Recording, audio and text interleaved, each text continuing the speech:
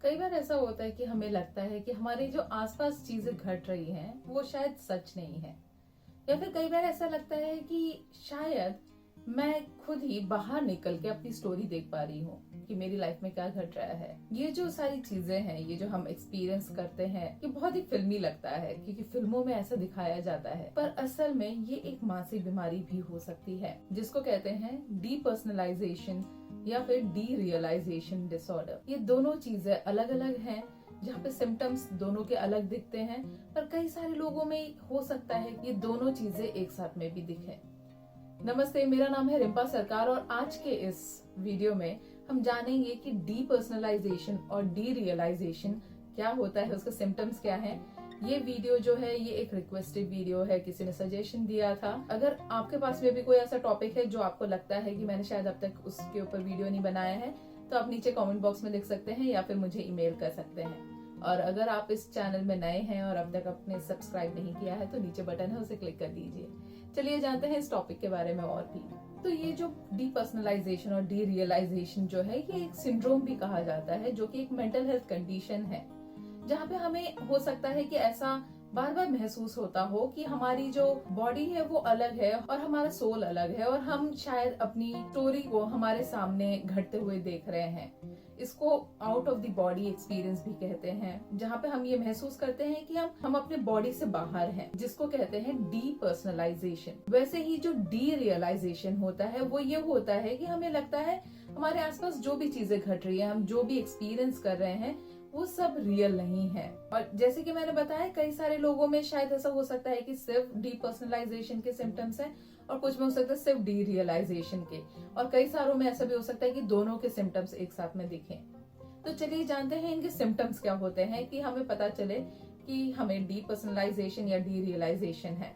तो जब डीपर्सनलाइजेशन होता है तो वहां पे ये लगता है कि हमारा जो बॉडी है उससे हम डिटैच हो चुके हैं, और हमें इस तरह से महसूस होता है कि हम अपनी ही लाइफ को एक मूवी की तरह घटते हुए देख रहे हैं। तो इसमें हो सकता है कि हमें कुछ ऐसे सिम्टम्स दिखाई दे, जैसे कि हम क्या इमोशन एक्सपीरियंस कर रहे हैं, उस चीज को ना हम पहचान पाते हैं और ना ही उस चीज को एक्सप्रेस कर पाते हैं। या फिर ये भी हो सकता है कि हम बहुत ज्यादा ही फिजिकली नम महसूस कर रहे हैं, मतलब हमें किसी तरह का सेंसेशन महसूस नहीं हो रहा है फिजिकली, या फिर बहुत ही रोबोटिक फील कर सकते हैं। ऐसा लग सकता है कि ना हमारी जो स्पीच है या हमारे बॉडी मूवमेंट है वो हमारे कंट्रोल में नहीं है, और हम अपने माइंड या बॉडी या जो इमोशंस हैं, फीलिंग्स है और जो सेंसेशंस बॉडी में है, उन सब चीजों से कनेक्ट ही नहीं कर पाते हैं। ये भी हो सकता है कि हम ऐसा एक्सपीरियंस करें कि हमारी जो मेमोरीज हैं उसमें हम इमोशंस को अटैच नहीं कर पा रहे हैं, या फिर वो मेमोरीज को हम याद नहीं कर पा रहे हैं कि ऐसी चीज मैंने खुद ने ही एक्सपीरियंस की थी। ये भी होता है कि हमें ऐसा लगे कि हमारा शरीर और जो हमारे अंग हैं उन दोनों में कोई कनेक्शन नहीं है, दोनों ही डिस्टॉर्ट हो चुके हैं, दोनों ही अलग हो चुके हैं एक दूसरे से। या फिर ये भी लगता है कि हमारा जो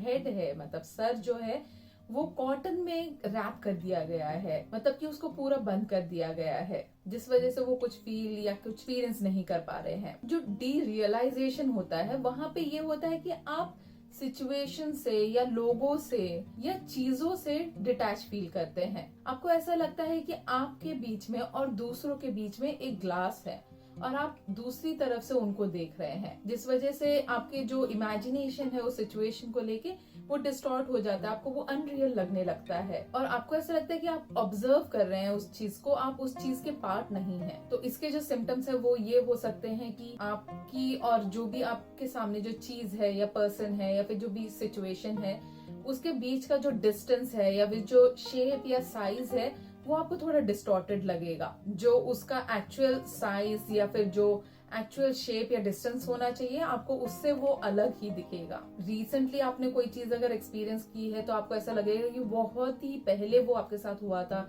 बहुत पुरानी बात है। और जो भी चीज आपके सामने आसपास घट रही है, हो सकता है कि वो बहुत ही आपको ब्लरी दिखेगा, या फिर ये भी हो सकता है कि कलरलेस दिख सकता है, 2D मतलब 2 डायमेंशनल हो सकता है वो आपको दिखे, अनरियल दिख सकता है, या फिर कार्टूनिश दिख सकता है, या फिर ऐसा लगता है कि लार्जर देन लाइफ है।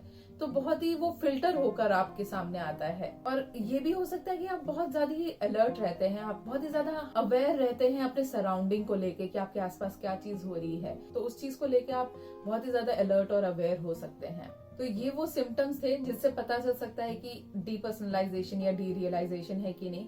एक चीज है कि ये जो सिम्टम्स हैं जिनमें रहता है, वो लोग अवेयर रहते हैं कि वो जो एक्सपीरियंस कर रहे हैं डिटैचमेंट वो रियल नहीं है। पर जो दूसरे साइकोटिक डिसऑर्डर्स होते हैं उन लोगों में ये थोड़ा इंसाइट कम रहता है। इस वजह से इन लोगों को थोड़ा इस चीज का कंसर्न रहता है कि उनके मेंटल हेल्थ में कोई प्रॉब्लम है कि नहीं। और ये भी देखा जाता है कि वो लोग जाके मदद लेते भी हैं। डीपर्सनलाइजेशन और डीरियलाइजेशन जो लोग एक्सपीरियंस करते हैं, हो सकता है कि वो कुछ घंटे के लिए एक्सपीरियंस कर रहे हो या कुछ हफ्तों के लिए या सिर्फ कुछ दिन के लिए या महीनों तक भी एक्सपीरियंस कर सकते हैं। कई सारों के लिए ये बहुत ही क्रॉनिक होता है, मतलब बहुत लंबे समय तक चलता रहता है और कभी कभी बीच बीच में एपिसोड आके चला जाता है। पर अगर उसका ट्रीटमेंट ना ले तो वो बुरा भी हो सकता है उनके लिए। इसके होने के कई सारे कारण हो सकते हैं। हो सकता है कि पहले किसी तरह के ट्रॉमेटिक इवेंट को एक्सपीरियंस किया हो, अब्यूज हो सकता है, चाइल्डहुड ट्रॉमा हो सकता है, या डोमेस्टिक वायलेंस हो सकता है, या अनएक्सपेक्टेड किसी का अगर फैमिली में डेथ हो गया हो तो भी हो सकता है, या पहले किसी तरह का साइकोलॉजिकल इशू रह चुका है, डिप्रेशन, एंजाइटी या किसी और तरह का, या फिर शायद ड्रग अब्यूज कर चुके हैं या करते हैं अभी, या फिर शायद किसी तरह का सीवियर स्ट्रेस एक्सपीरियंस कर चुके हैं।